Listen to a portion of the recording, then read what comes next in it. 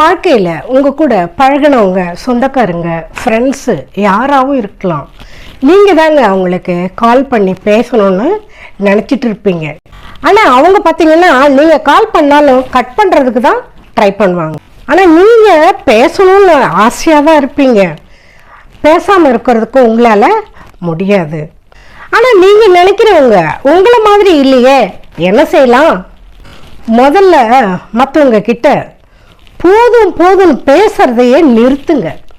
அதிகமாக பேசுறதுனால உங்களை பிடிக்காமையும் போகலாம், உங்களை வெறுக்கவும் செய்யலாங்க, மட்டம் தட்டியும் பேசலாங்க. ஸோ அதிகமாக பேசாதீங்க. உங்கள் மனசில் இருக்கக்கூடிய பலத்தை இழந்துட்டீங்கன்னா உங்கள் உடம்பு 10 பைசாவுக்கு பிரயோஜனப்படாது. அதனால் எப்போவுமே உங்கள் வாழ்க்கையில் மனோபலத்தையும் தைரியத்தையும் நம்பிக்கையும் விட்டுறாதீங்க எந்த சூழ்நிலையிலும்.